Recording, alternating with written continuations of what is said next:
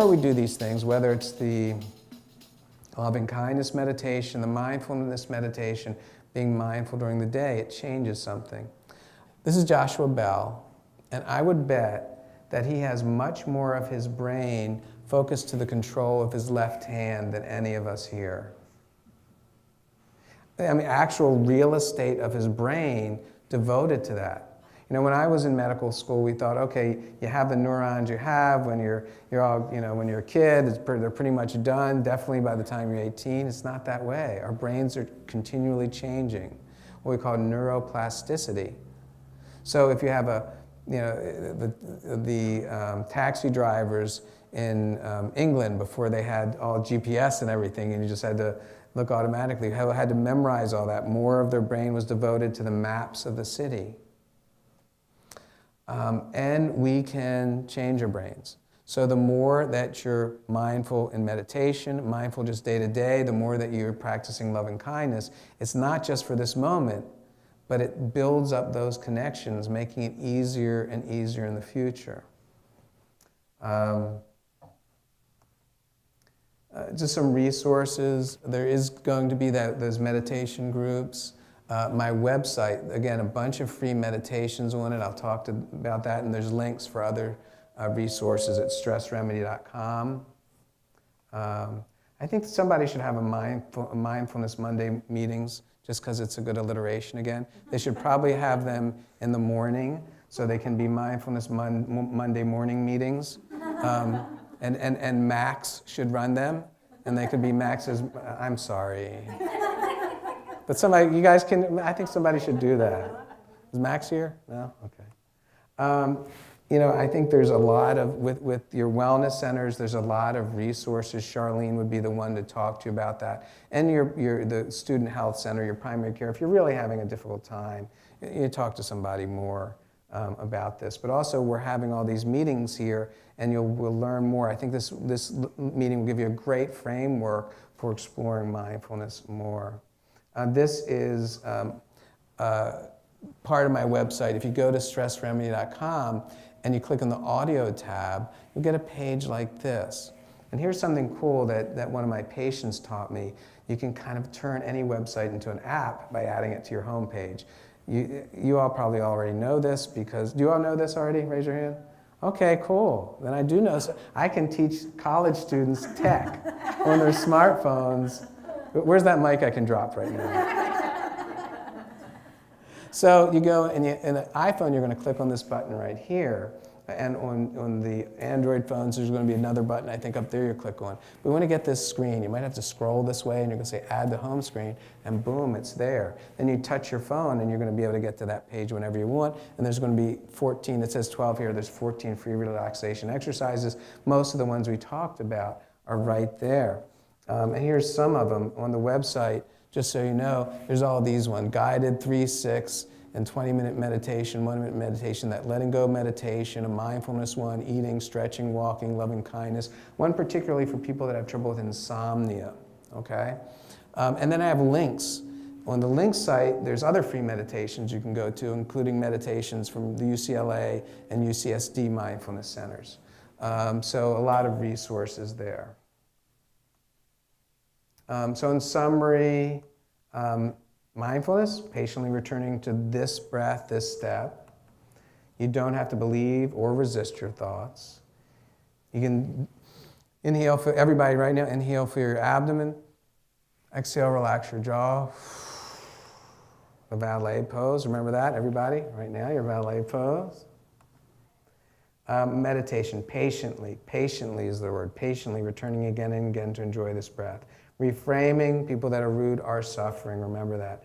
Stressed out, high adrenaline, high energy or adrenaline level. Failure, what can I learn from this? We talked about perspective, gaining perspective with gratitude. And we talked about emotions, sometimes especially when they're complex and troublesome, you can use the 3-minute breathing space. We talked about the loving kindness and meditations, and finally the resources. We're kind of coming towards an end, but the one thing that's cool about mindfulness is you get to explore it not just for yourself. If you're more mindful, if you're more compassionate, it makes a difference to a lot of people in your life. to your friends, your family. And guess what? The world's pretty connected now. Because your friend might have family in a different state, a different country, and they're going to be kinder to that person when you're kind to them. And there's going to be the inner, it can make a huge difference just starting with you. So I really want you to think about this session that we've had together, that I really appreciate that you guys were doing this more than just for yourselves. I really appreciate that you're doing this really for the people in your life, and it takes special people to dedicate these 2 hours to come here and spend it with me. So I really appreciate that. I want you guys to give yourself a pat on the back for doing it. And hopefully, as opposed to this being the end of the lecture, you're going to see that it's really the beginning. I like this quote, education is not the filling of the pail, but the lighting of a fire. That just, even if you did mindfulness before, not each moment going forward from here on is the beginning, is the opportunity to choose to be mindful, to choose to be compassionate. Guys, thank you very much. It's been my privilege and pleasure being here. Thank you.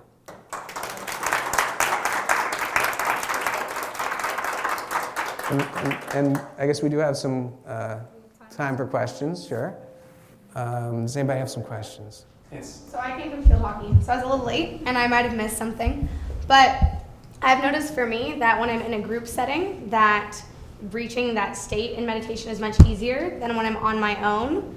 So I really appreciate that there's these apps and these resources for these meditations you can do on your own. But I've noticed I struggle way more, even if I make the time to do it, to really settle into it. And I was wondering if you have any suggestions for that. Well, sure. Well, there's a couple options. One is to meditate in a group. And there's going to be some group sessions of meditation coming up, and there's a lot that UCSB has, and having the support from other people. But I also think guided meditations can be useful when you're first getting into it. So, putting on your earbuds and listening to a guided meditation, whether they be mine or somebody else's, just having somebody remind you of what you're doing. You have 100 thoughts, that's fine. Just let each one go and just bring yourself back just to this one very next breath.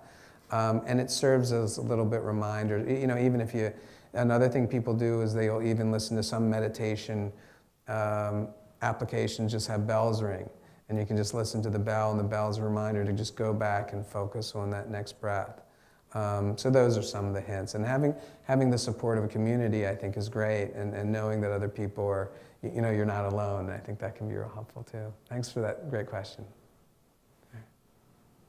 Anything else? Yes. Charlene about this, but I would consider myself not the best meditator, but I'm letting it go, or I'm going to try.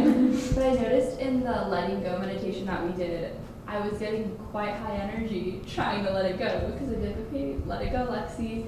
And then I would get high energy about not being able to let it go, and then thinking about letting it go, and then I was like, now I'm behind on letting go. So I don't know what to do. Well, the thing is, whatever comes up for you is now the object of your meditation. Okay? So if you have that high energy, that's what you're supposed to have there. As opposed to resisting, like, oh, cool, let me just feel that. What does that feel like? That's interesting.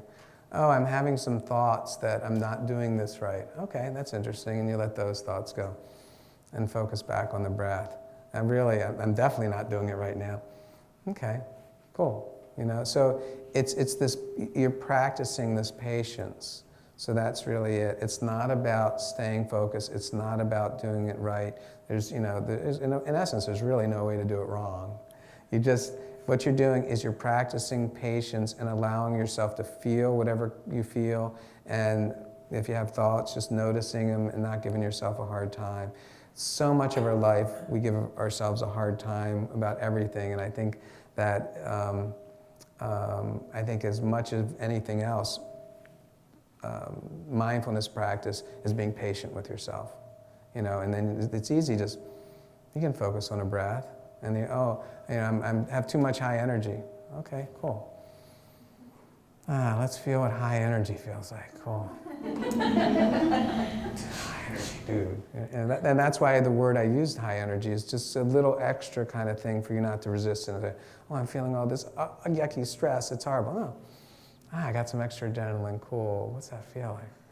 Nice. Okay. I remember I was in with John Kabat-Zinn. He was in this big session. There are a lot of, there's, I don't know, several hundred people, and I went to ask a question. And again, as a health professional, this is about, about 15 years ago or more. And I'm asking a question. Of course, there's several hundred people in there. So the microphone's coming down, and I kind of thought it seemed like there was the Jaws song playing, as it was being passed to me, and my heart's racing faster and faster, And I just said, wow, my heart's really racing. This is cool, And then I talked for a little bit, and the heart slowed down, and that was it. Of course, I would have said, if I would have pretended my heart wasn't racing, I was like, I feel fine. This is awful, but I want to ask a question, and my opinion is, whatever. Good question. Thank you. Yeah. Anything else? Yes. You quoted Confucius tonight. The bird, you can't stop the birds from flying over your head, but you can stop it from nesting in your hair. I've been you quoted Confucius for the past 15 years. And I had forgotten that it was even in your book that I had read it. And so I just wanted to say thank you again. You've given me one of my my favorite favorite quotes of all time. So it helps me so much. Oh, great. Thank you very much. Thank you. So, and the plug for my book, Relaxation on the Run. Yes. Thank you so much. And again, the idea of the book title, I like that, this title I actually really like, because it's so much of the time people say, oh, I don't have time for an hour meditation or a 2-hour yoga class. I can't do any of this. It's like, you can relax in seconds. You can be mindful in a second. And I think that's really the important message. Just choose right now. Thank you, guys. I want to make sure you all know Dr. Winter's going to be here again next Wednesday in the Student Resource Building, Multi-Purpose Room. Please share it if you enjoyed. Please share that with your friends and anyone who might appreciate it. You're welcome to come back again if you want to listen again, but please do. Let us know if you appreciated it and share it with your friends. And there'll be a link on the Facebook page as far as they can share that with their social media and tell people about it and all that kind of thing. Absolutely. Definitely. Thank you so much. And we have a lot of leftover food. Please take some home with you. You are welcome to put some on the plate and bring home with you. Thank you. Do you want your raisins back? Oh, Bring the leftovers. No, I'm good. Have the raisins. We're good. Oh, good. Thank you. Thank you.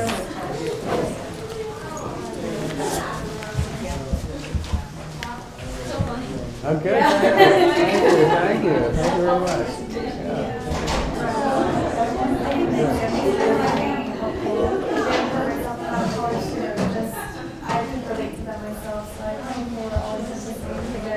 Good. Thank you.